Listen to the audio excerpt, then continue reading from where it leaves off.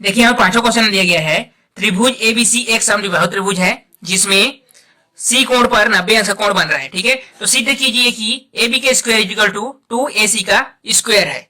हम बहुत ही इजी से इसको सॉल्व कर सकते हैं। देखिए हल कर रहे हैं, तो यहाँ पर त्रिभुज ABC में हमने सी कोण को कितना माना है, 90 अंश का माना है। कोण सी बराबर कितना दिया है, 90 अंश का दिया है।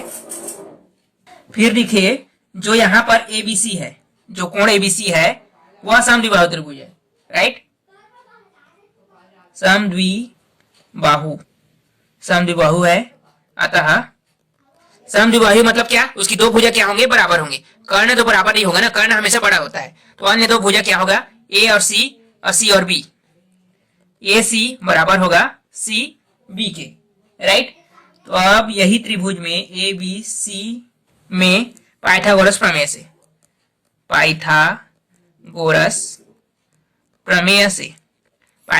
क्या होता है, कर्ण का स्क्वायर बराबर आधार का स्क्वायर प्लस लंब का स्क्वायर। ठीक, तो कर्ण कौन बनेगा, यहाँ पर देखिए जहां पर 90 का एंगल बनता है उसके सामने का जो भी भुजा होती है वो क्या होती है, कर्ण होती है। मतलब AB क्या है, यहाँ पर कर्ण है, AB का स्क्वायर हो गया।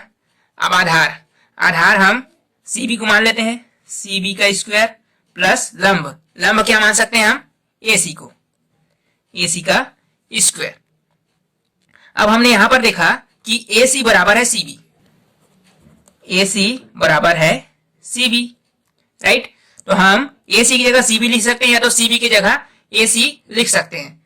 हम यहां पर चेंज करेंगे, AB का स्क्वायर CB की जगह हम AC लिखेंगे, तो AC का क्या हो जाएगा, स्क्वायर प्लस AC का स्क्वायर। यहां पर क्या हो जाएगा, देखो ये दोनों जुड़ जाएंगे ना, दोनों क्या है, समान है। तो AB का स्क्वायर इक्वल टू क्या हो जाएगा, 2AC का स्क्वायर।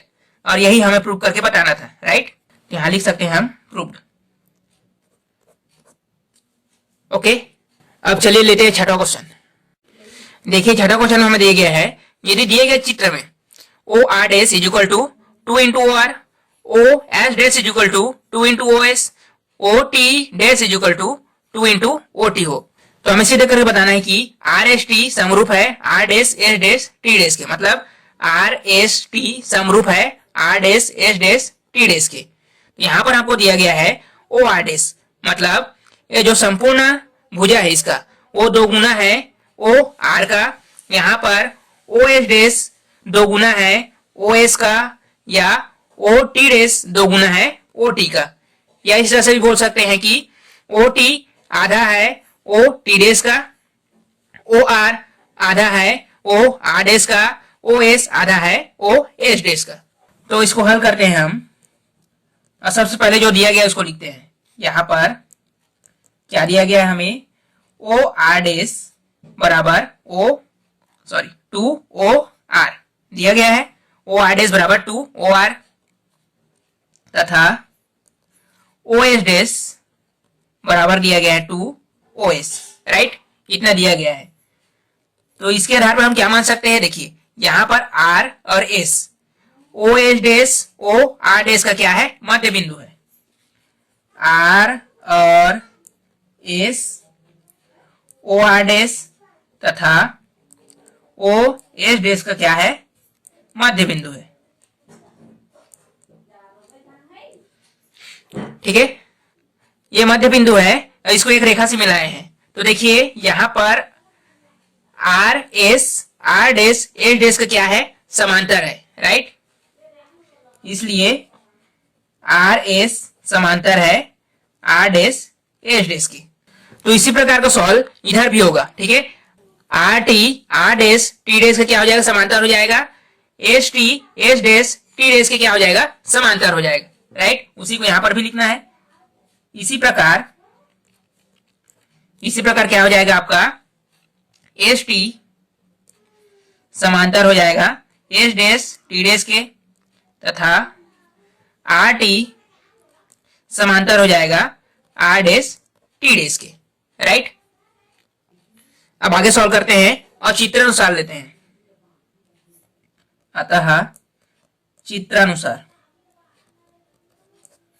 चित्रानुसार क्या हो जाएगा, देखिए यहां पर अगर हम आर एस और T S, R dash S dash और टी डैश एस डैश को लें, ठीक है, इन्हीं भुजाओं को लेंगे, तो यहां पर टी एस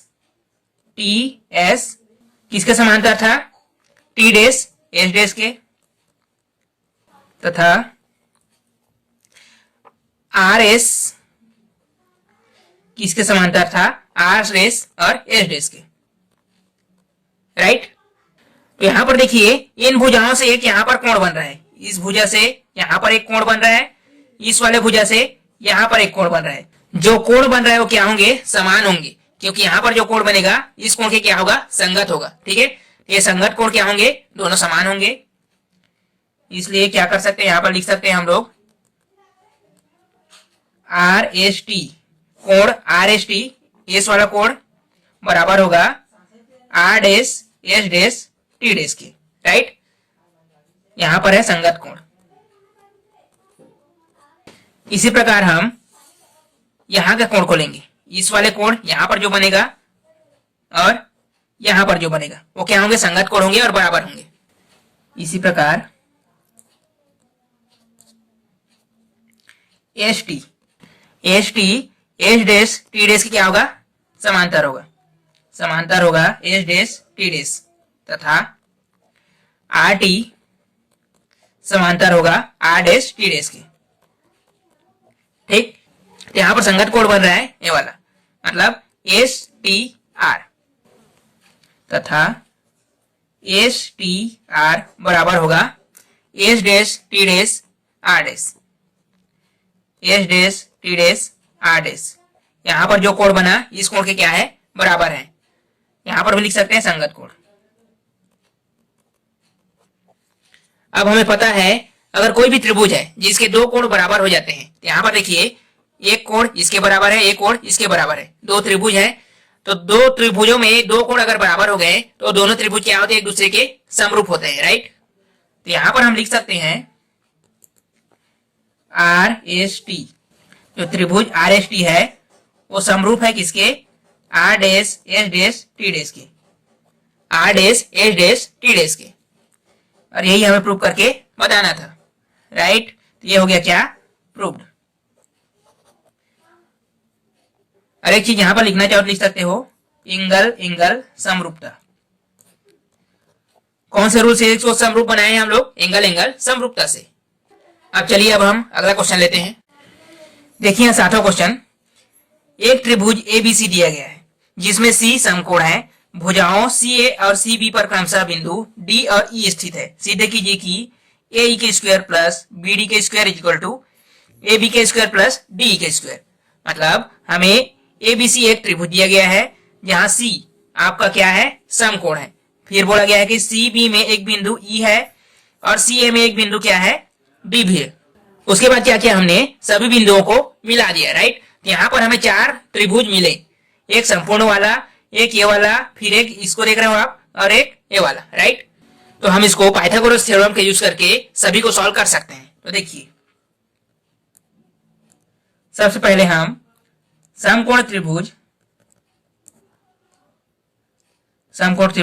संपूर्ण है जो एबीसी दिया गया है, ए बी सी में पाइथागोरस प्रमेय से, पाइथागोरस प्रमेय से।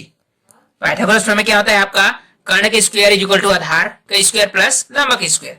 यहाँ पर कर्ण क्या है, ए बी है ना, तो ए बी की स्क्वायर इज इक्वल टू क्या हो जाएगा, आधार के स्क्वायर मतलब सी बी का स्क्वायर प्लस लंब क्या है यहाँ पर, ए सी का स्क्वायर, राइट। तो इसी तरह से हम इस वाले त्रिभुज मतलब डी ई सी में, राइट, समकोण त्रिभुज डी सी ई में, यहां पर भी आपका कर्ण डी ई है, तो डी ई का स्क्वायर इज इक्वल टू आधार सी ई का स्क्वायर प्लस लंब क्या है यहाँ पर, डी सी का स्क्वायर। इसको मान लेते हैं समीकरण 2 है, ये समीकरण 1 है। इसी तरह से हम समकोण त्रिभुज समकोण त्रिभुज, इस वाले को लेते हैं, इसको, मतलब DCB, DCB में यहां पर भी पाइथागोरस प्रमेय लगाएंगे। पाइथागोरस प्रमेय से आप यहां पर भी लिख सकते हो, पाइथागोरस प्रमेय से। ठीक, यहां पर पाइथागोरस प्रमेय लगाएंगे। यहां पर देखिए आपका कर्ण क्या बनेगा, DB, DB का स्क्वायर इज इक्वल टू आधार क्या है, CB, CB का स्क्वायर, और आपका लंब जो बनेगा वो क्या बनेगा, DC प्लस DC का स्क्वायर। राइट, इसको मान लेते हैं समीकरण 3 है। अब एक त्रिभुज और बचा हमारा AEC, समकोण त्रिभुज ACE में पाइथागोरस प्रमेय से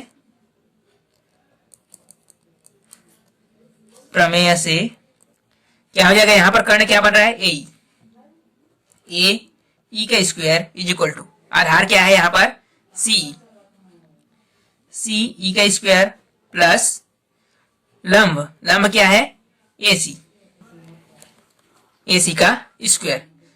इसको मान लेते हैं समीकरण 4। अब हम समीकरण 3 और 4 को जोड़ के देखते हैं फिर क्या आएगा। समीकरण 3 और 4 को जोड़ने पर समीकरण 3 में क्या दिया है आपको, DB का स्क्वायर, एक साइड को लेंगे ना, बाएं को एक तरफ ले रहे हैं, प्लस AE का स्क्वायर हो जाएगा, A और A आपको बाएं साइड में उसको ले लिए, दाहिने साइड में क्या क्या है, CB का स्क्वायर प्लस DC का स्क्वायर, इसमें जुड़ जाएगा कौन, CE का स्क्वायर प्लस AC का स्क्वायर।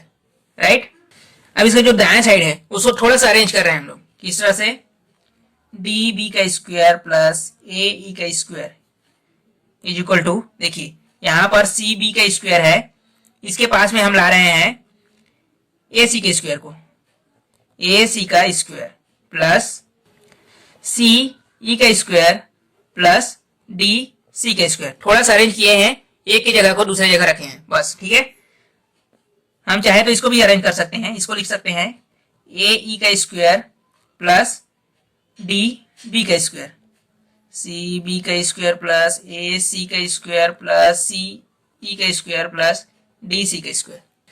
अब समीकरण 1 और 2 को देखो, CB का स्क्वायर प्लस AC का स्क्वायर, CB का स्क्वायर प्लस AC का स्क्वायर, इसके जगह हम AB का स्क्वायर लिख सकते हैं। राइट, अब दूसरा CE का स्क्वायर प्लस DC का स्क्वायर, CE का स्क्वायर प्लस DC का स्क्वायर, इसके जगह में हम DE का स्क्वायर लिख सकते हैं, वही यहां पर करने वाले हैं। AE का स्क्वायर प्लस, अब इसी को थोड़ा चेंज करते हैं हम लोग, इसको BD का स्क्वायर लिख देते हैं, क्योंकि नाम को लिख सकते हो ना इस तरह से, BD लिखो या DB लिखो, दोनों सेम है बराबर। इसकी जगह हम क्या रखेंगे बोले थे, AB का स्क्वायर प्लस, इसकी जगह में हम क्या रखना था, DE का स्क्वायर, समीकरण 1 व 2 से। तो आप क्वेश्चन में देखेंगे कि यही हमें प्रूव करके बताना था। ओके, देखिए यहां पर क्या दिया है, त्रिभुज ACB में angle ACB is equal to 90 angle है। राइट, तथा CD लंब है किस पे, AB पर। तो सिद्ध कीजिए कि BC का स्क्वायर अपॉन AC का square is equal to BD upon AD। यहां पर देखिए ट्राइंगल दिया गया है ABC, राइट, जिसमें से आपका C बोला गया है ना, ACB, मतलब ACB यहाँ C पर कितना का एंगल बन रहा है, 90 का, यहां पर आपका 90 का एंगल बन रहा है। उसके बाद बोला गया है कि CD लंब है AB पर, मतलब CD जो रेखा है वो AB पर लंब है। तो हमें सिद्ध करके बताना है BC का स्क्वायर अपॉन AC का square is equal to BD upon AD। तो इसको किस तरह से प्रूव करेंगे, हल कर रहे हैं। इसको प्रूव करने के लिए हम सबसे पहले ADC और ABC, मतलब इस वाले त्रिभुज और संपूर्ण वाले त्रिभुज को लेंगे। त्रिभुज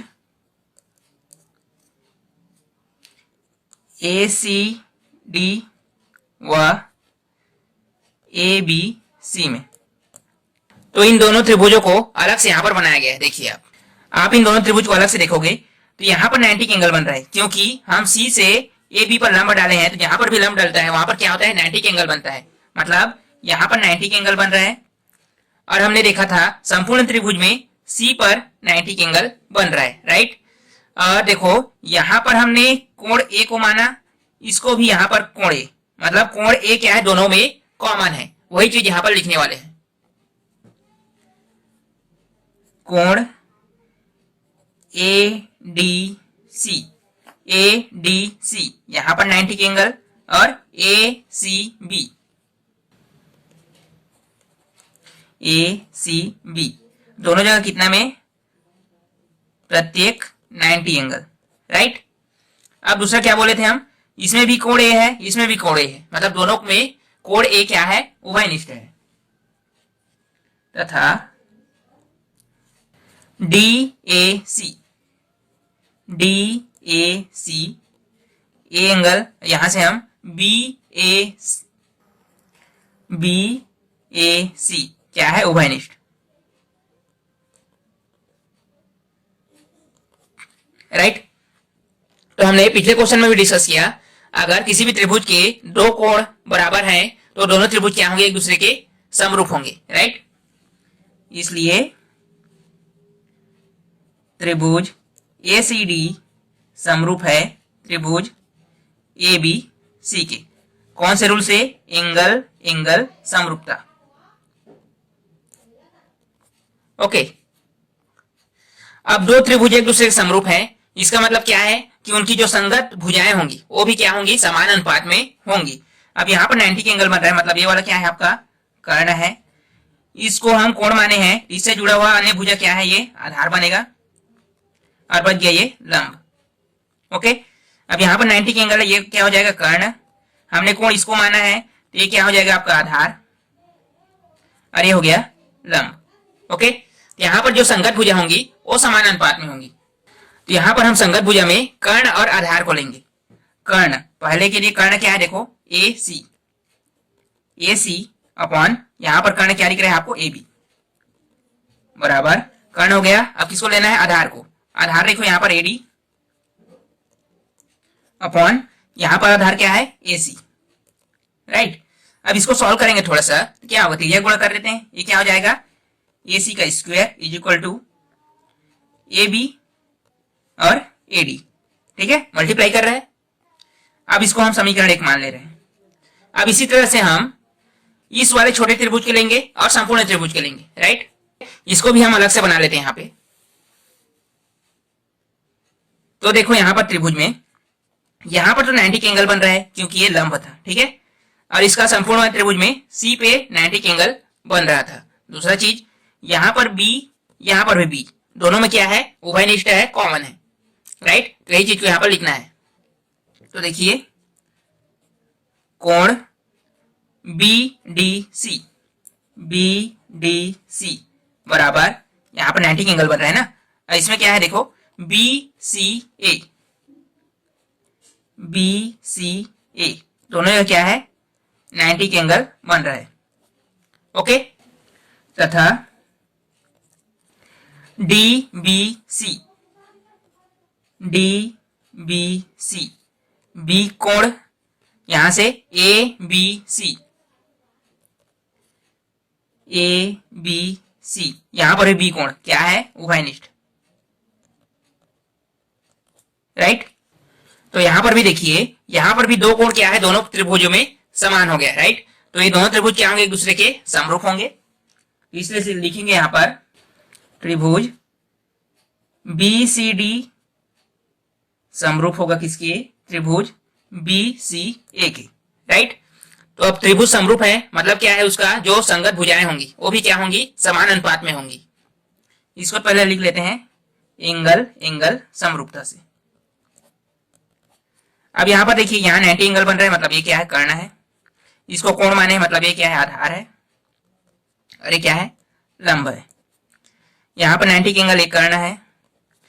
अब इसको कोण माने हैं, इससे जुड़ा हुआ भुजा क्या है, ये आधार, और ये क्या हो जाएगा, लंब।